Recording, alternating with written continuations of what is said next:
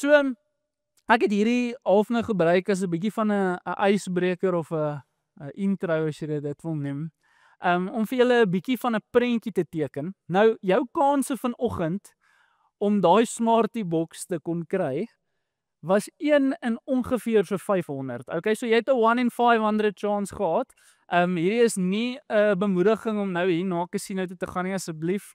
Al wat hierdie van getuig is dat jy het 'n beter kans om iets te kry wanneer jy in die kerk is as wat jy by die lotto speel. So op daai noot, jou kans om vanoggend 'n Smartie box te kon kry is 1 in 500 gewees. Jou kans om die lotto te wen, en jy moet die lotto speel om die lotto te wen, maar gelukkig is niemand hier binne mense wat lotto speel nie, maar as jy die lotto speel, het jy 1 in 40 miljoen kans om die lotto te wen. Dis 'n hele paar nulle. Dis amper die hoeveelheid nulle wat ek op my cheque kry by Ligheid. Nee, ek joke.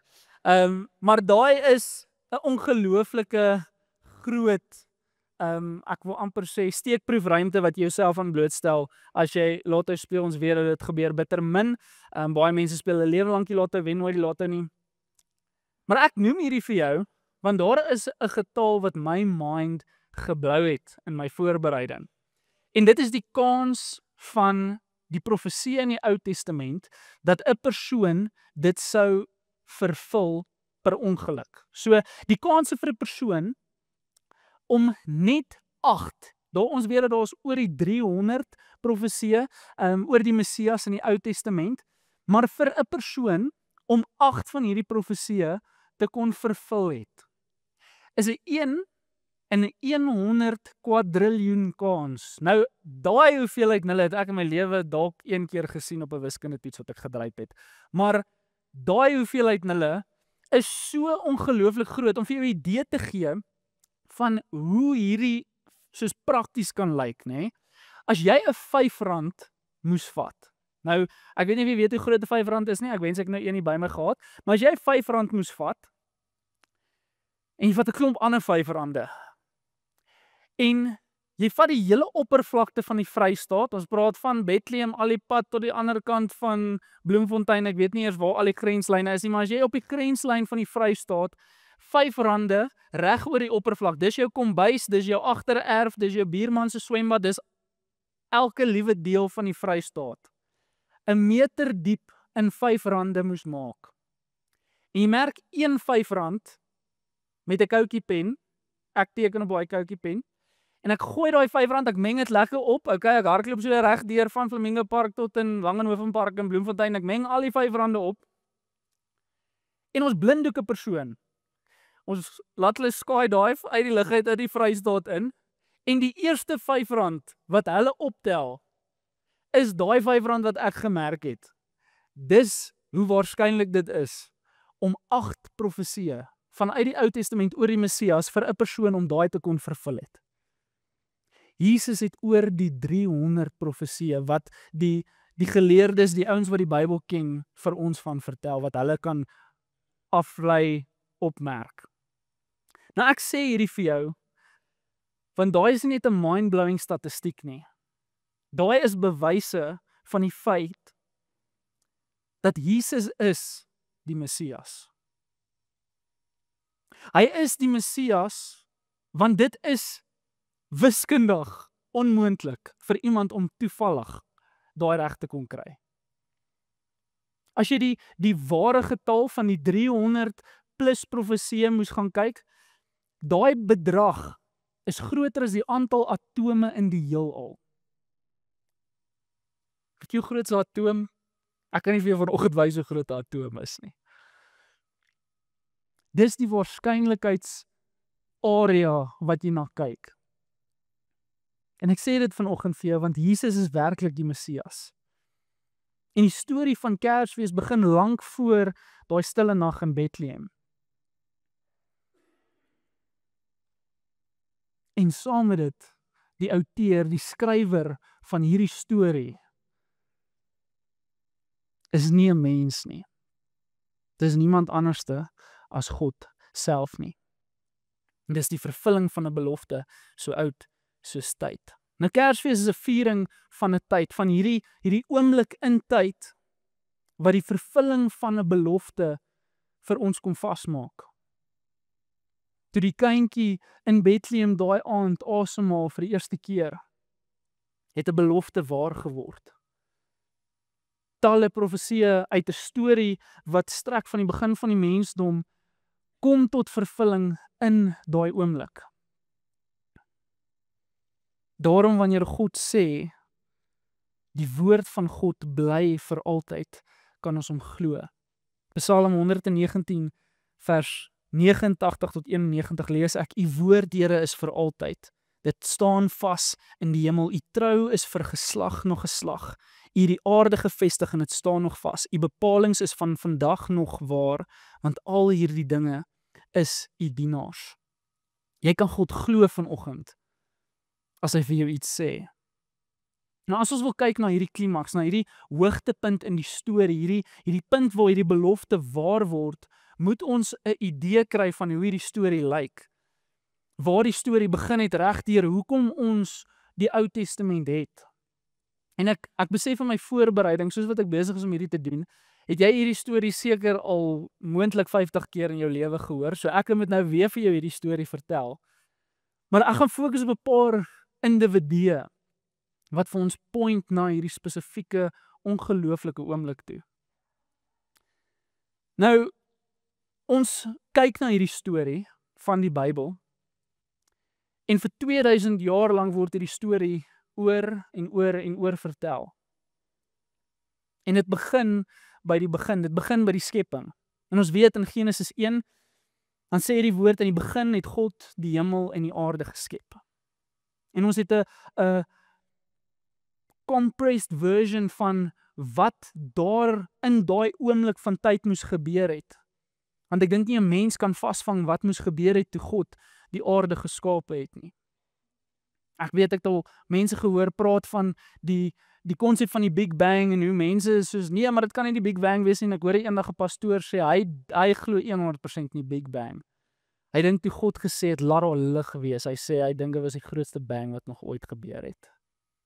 Maar in daai oomblik begin God skape en hy skape alles van die hemele tot die aarde toe. Hy begin die diere en die voëls van die hemel en alles te skape en hy skape die mens en hy skape hulle in sy beeld.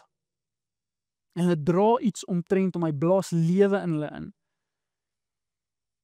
En dan weet ons in Genesis 3, dan sien ons die sondeval.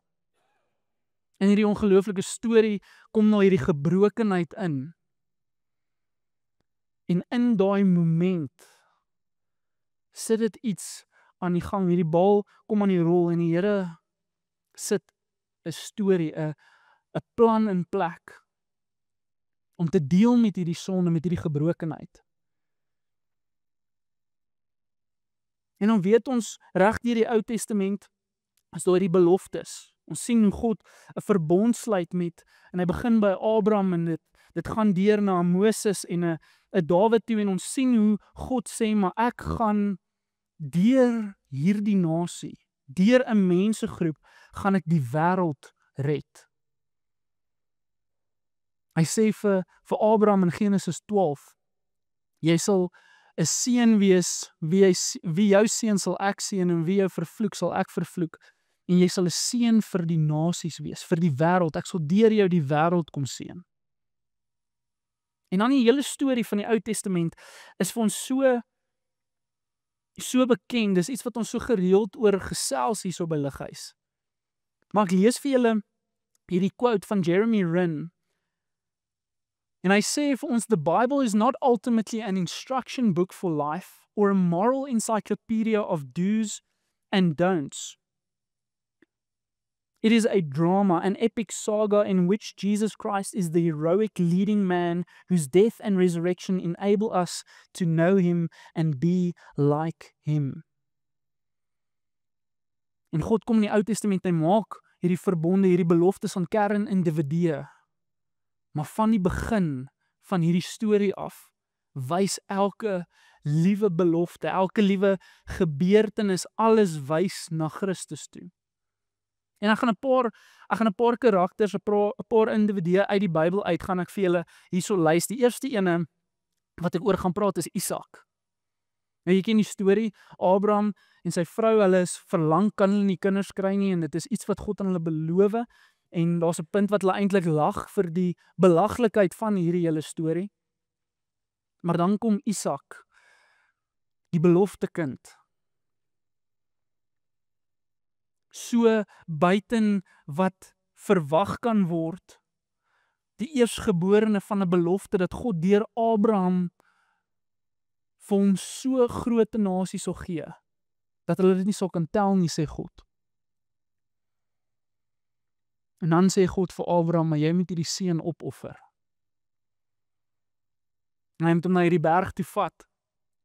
En voordat Abraham daai mes kan afbring, stop die Here hom. En dan sien ons deur die Ou Testament dat die offer word dan amper ontelbare hoeveelheid diere, jaar na jaar moet diere geslag word en hulle word geoffer. Maar finaal en al sal daai mes neerkom op die eersgeborene van die skepping, Christus self. En ons sien in hierdie beeld van Isak 'n voorskadu van wie Christus sal wees, dat hy die perfekte offer sal wees. Soos wat Isak nie in daai oomblik was nie. Ons lees van Moses, die verlosser, hierdie middelman wat 'n groep mense uit hierdie gevangenis uitneem. Hulle is in slawerny, hulle is vasgevang, en Egipte is hierdie beeld van dood en sonde en swaar kry. En God rig hierdie man op met die naam van Moses en hy lei hulle uit hierdie plek uit. Hy word 'n verlossingsfiguur. Maar weer eens, net 'n beeld, 'n onvolmaakte beeld van wie Jesus werklik sou wees. Joshua, hierdie is vir my een van die coolste karakters in die Ou Testament, en ek dink mense hak vas by Moses en by Abraham, en ons soveel ryk inhoud rondom die verbonde wat met hulle gesluit word. Maar dit is vir my mind-blowing dat die naamvernoot van Jesus, want dis sy naam in die Hebreëus, sy naam is Jehoshua. Ek sit vir julle daarso op. Jehoshua, en dan in die Grieks praat hulle van Yeshua. Dis die naam wat Joshua in die Ou Testament deel met die Messias wat sou kom.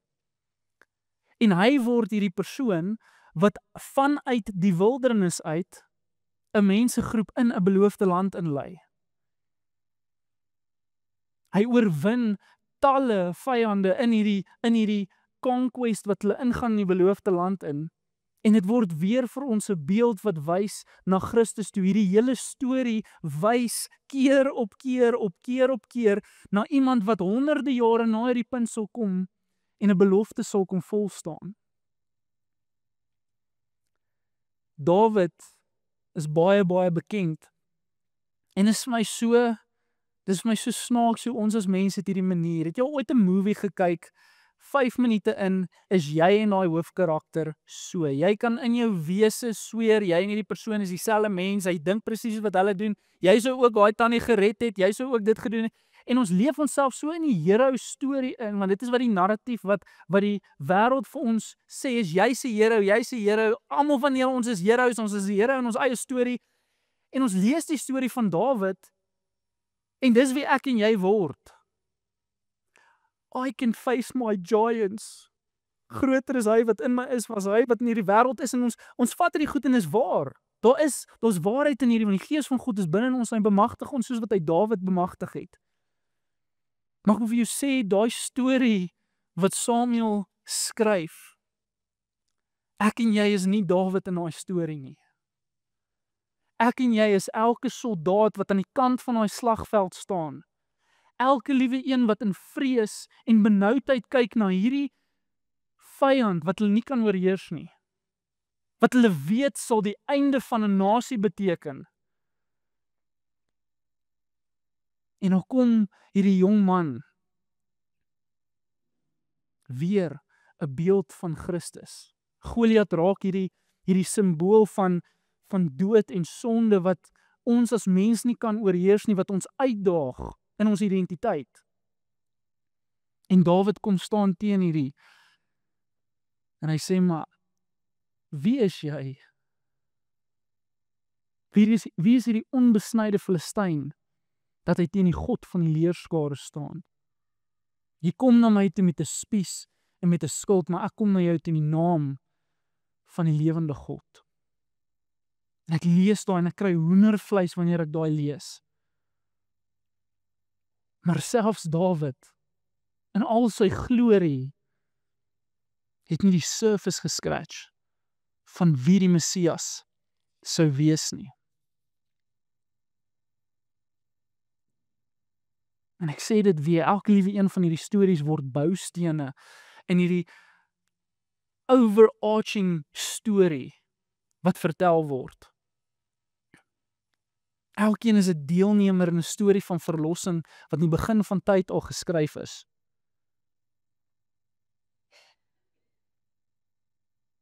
En dan sien ons deur hierdie Ou Testament hoe God keer op keer uitreik na hierdie nasie toe. Hierdie gekose mense, hierdie mense wie hy uitgekies het, en hy sê maar, ek gaan julle 'n heilige nasie maak. Julle gaan tussen die mense, gaan julle my beeld dra, julle gaan wys na my glorie toe, julle gaan 'n punt van redding en verlossing wees vir die wêreld. En hulle raak hierdie draers van verlossing, van 'n belofte. Maar ek wil vir jou sê, dat daar in daai oomblik, gaan dit nog steeds nie oor Israel nie. God het 'n groter plan. En ons sien hoe die Ou Testament uitroep na hierdie hoop, na hierdie verlossing wat sal kom.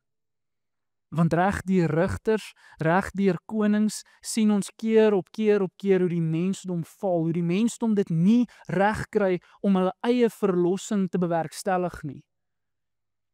Hoe die beste van die beste individue, 'n Dawid, 'n man na in God se hart, nog steeds kort kom, nog steeds val. Hoe Saul, die eerste koning van Israel, so goed begin as 'n dienskneg van God, maar hoogmoed en trots kom en dit veroorsaak hierdie korrupsie. En dan sien jy dat die konings wat volg raak dit al hoe erger, en jy het in konings het jy hierdie geval van omtrent 8 uit oor die 20 konings wat eintlik alright is, maar die res mis die merk totaal en al. En dit vertel hierdie storie, en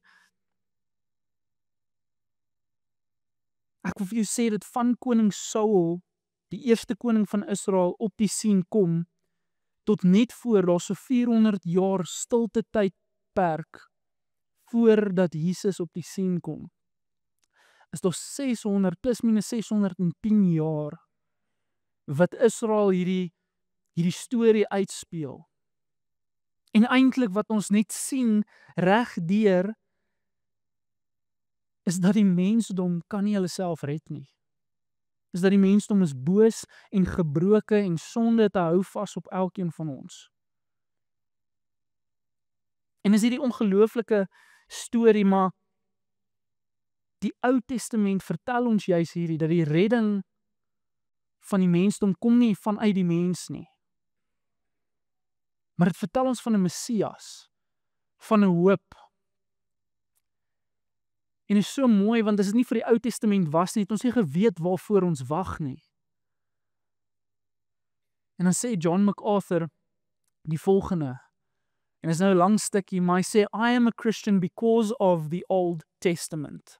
Without the Old Testament, I don't know whether I could believe the New Testament. How do I know that Jesus is the Messiah if I don't have all the predictions of the Old Testament defining him when he shows up? En hierdie raak vir my en vir jou.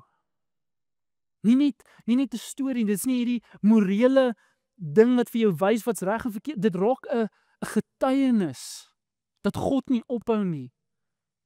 Dat hy vir honderde jare oor en oor met hierdie nasie 'n pad stap, en dat hy beloof om 'n Messias te stuur. Maar die mind-blowing ding is dat so amazing is wat hierdie storie is. Ek wil vir julle die prent op die skerm sit. Ek weet met sosiale media het baie van julle al moontlik hierdie prentjie gesien. Maar as hierdie die eerste keer is wat jy hierdie prentjie sien, wil ek vir jou sê dat daai wit lyntjies, daar's so groot swart lyn en dan onder daai wit en grys lyntjies, daai is die hoofstukke in die Bybel. Daai is die Bybel van begin tot einde. Elke boog wat jy sien, is 'n cross-reference. Hierdie is nie net hier's 'n woord gesê, daar's 'n woord gesê nie. Hierdie is 'n direkte link. Hierdie is 'n overt reference. Elke liewe een van daai is reference. Weet julle hoeveel references is daar? 63.779 cross-references in hierdie boek.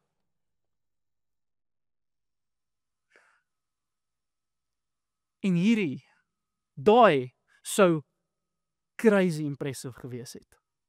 As Christopher Nolan, daai amazing direkteur, 'n movie moes uitbring en hy het 1% van die cross-references gehad deur daai film, dan het mense mal gegaan, sou die beste movie in die geskiedenis van die mensdom gewees het. As hierdie 'n boek was, sou dit amazing gewees het. Maar die ding wat my verstand te bowe gaan, is hierdie is nie een boek nie. Hierdie is 66 boeke. En ek sit vir julle die slide op van die statistieke rondom hierdie wat jy hier sal lees. 66 boeke geskryf oor 'n tydperk van 1600 jaar deur meer as 40 verskillende skrywers in 3 verskillende kontinente in 3 verskillende tale. Daai, ek spring sommer kop eerste van hierdie stage af. Daai is getuienis dat hierdie storie se skrywer is nie 'n mens nie. Hierdie storie is in plek gesit deur 'n God wat so onmeetbaar groter is as enige iets wat ek en jy ooit kan begryp. That's who we serve. Dis wie ons dien, dis wie ons volg, dis hoekom hierdie die soewereine woord van God is.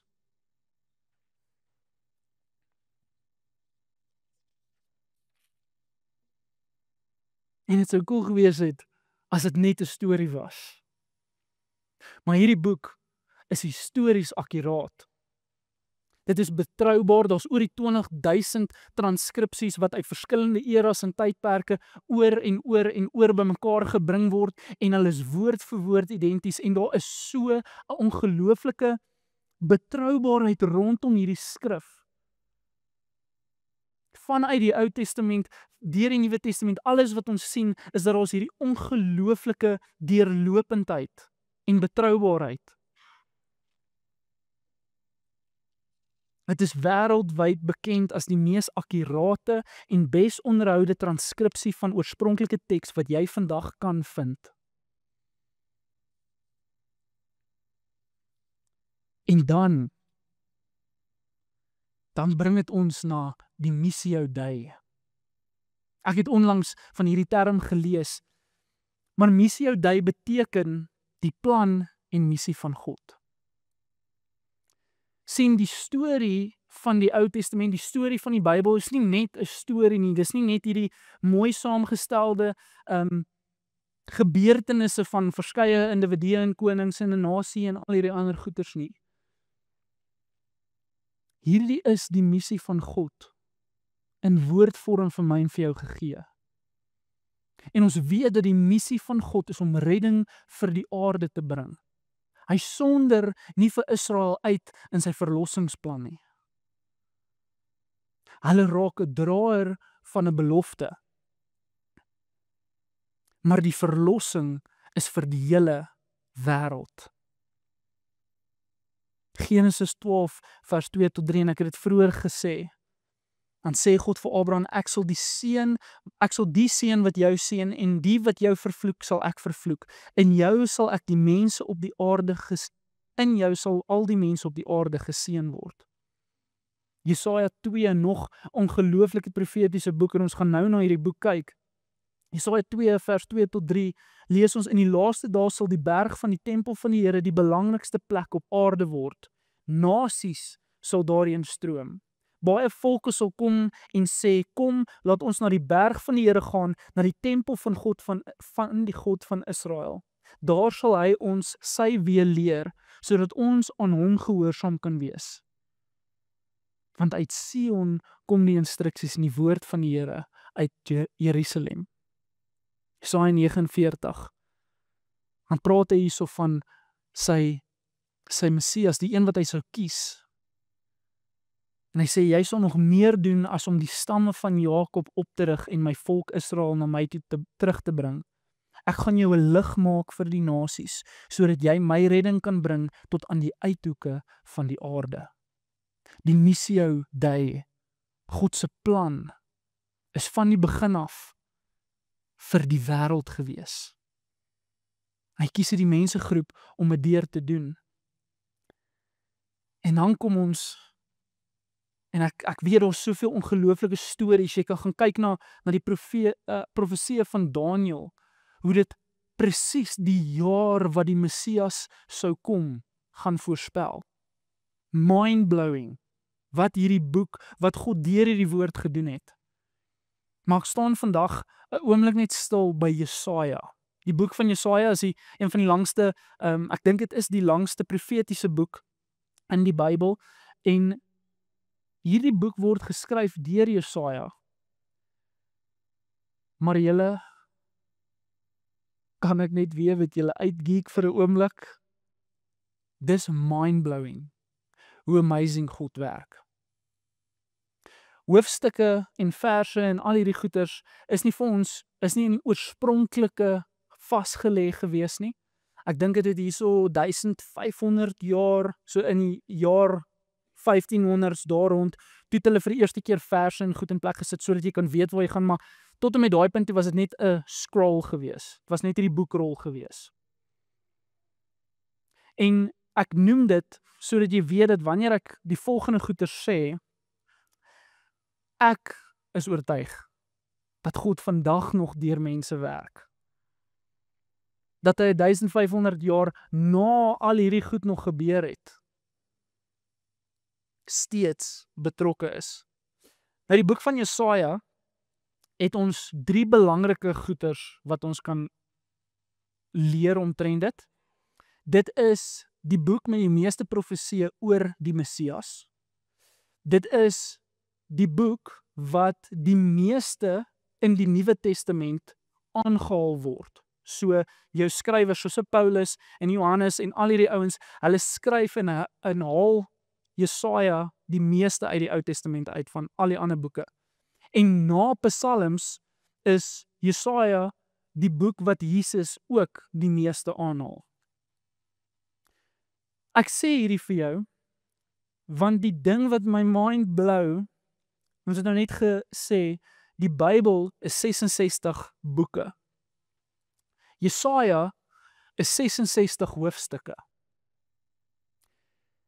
Die eerste 39 boeke van die Bybel is die Ou Testament. En dit handel oor hierdie oordeel en God se wraak en die hopeloosheid van sonde en die koste daarvan. Die eerste 39 hoofstukke van Jesaja handel oor die oordeel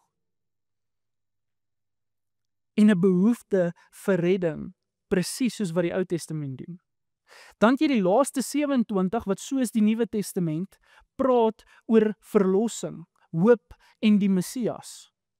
En dan gaan dit nog 'n stap verder dat hierdie 27 hoofstukke van Jesaja, die laaste 27 hoofstukke, kan jy opdeel in 3. Die eerste 9 praat oor die verlossing van die nasie van Israel. Die laaste 9 praat van die verlossing van die wêreld en die nuwe hemel en die nuwe aarde.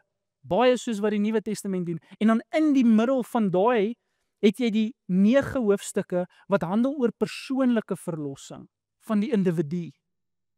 En in die middel van daai 9 hoofstukke het jy hoofstuk 53. The Suffering Servant. En ek dink almal van ons ken hierdie al te goed, maar hierdie hoofstuk gaan oor die Messias. Ek lees vir julle net 'n paar stukkies.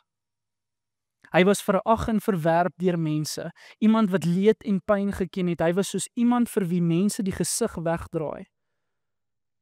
Tog was dit ons swakhede wat hy gedra het. Hy het ons pyn verduur. Ons het aan hom gedink as dat God hom slaan, kastye en tuister. Hy is geslaan en gepynig ter wille van ons sondes. Hy is gestraf sodat ons in vrede kan leef. Hy is geslaan sodat ons gesond kan word.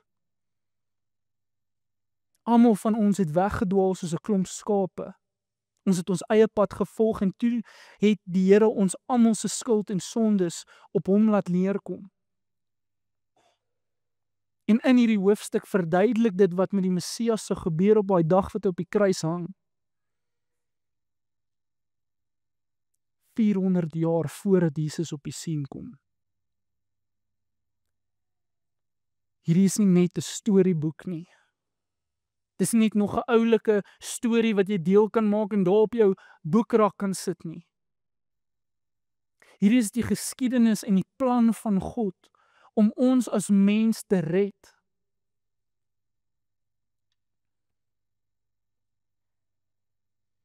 Aan die einde van die Ou Testament kom Israel uit ballingskap uit. Jy lees Esra, Nehemia. Hulle kom uit ballingskap uit Babylon uit. En daar is hierdie hopeloosheid. Daar's hierdie smart, daar's hierdie donkerte wat hang oor die nasie van Israel. En in hierdie duisternis lees ons van die belofte in Jesaja 9. En ek gaan vra dat jy daarso sal oopmaak. Die mense wat in die donkerte geleef het, sal 'n groot lig sien. Die lig sal skyn op almal in die land waaroor die dood 'n skaduwee gegooi het. Vers 5, want 'n kind is vir ons gebore, 'n seun is aan ons gegee, hy sal die heerser wees met die koninklike titels.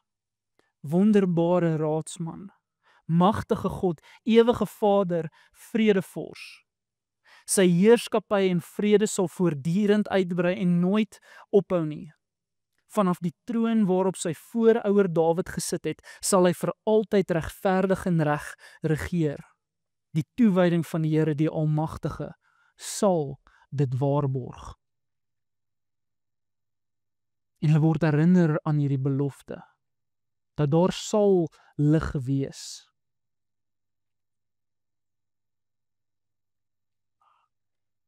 Kersfees is die oomblik waar die skrywer van hierdie ongelooflike storie, hierdie einste storie intree.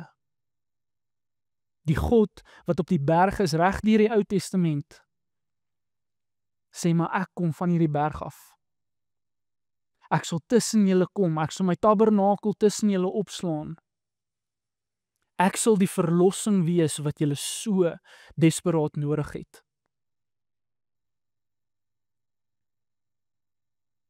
Ek wil vir jou sê dat wat jy hieruit kan vat, uit dit wat ek vanoggend vir jou sê, is nie net 'n klomp amazing en mind-blowing statistieke oor die ongelooflike woord van God nie. Maar is dat God is getrou. En wat hy beloof, sal hy nakom, want dit is wie hy is. Hy beoefen nie net getrouheid nie, getrouheid is wie hy is. En vir my en vir jou vandag is daar hoop op grond van wie hy is. En maak nie saak hoe donker die omstandighede is waarin jy jouself vind nie. Maak nie saak hoe donker hierdie laaste tydperk of die laaste jare of die laaste 10 jaar van jou lewe was nie. Hierdie tyd word 'n herinnering dat God het lig gestuur. Ons stel hierdie weer volgende week op. Ek gaan vra dat jy vir my jou oë sal sluit.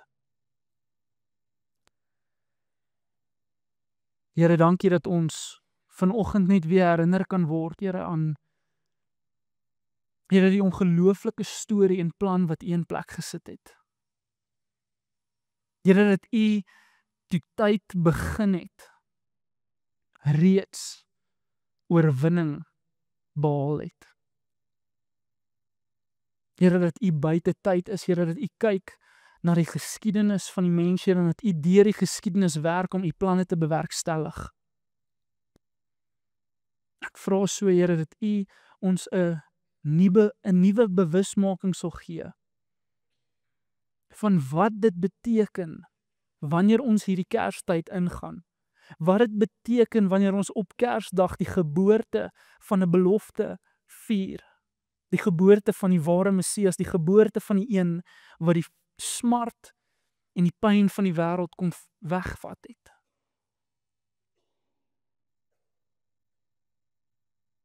Here, mag ons nooit hierdie storie as goedkoop sien nie. Mag ons besef hoe ongelooflik en persoonlik U in elkeen van ons belê is.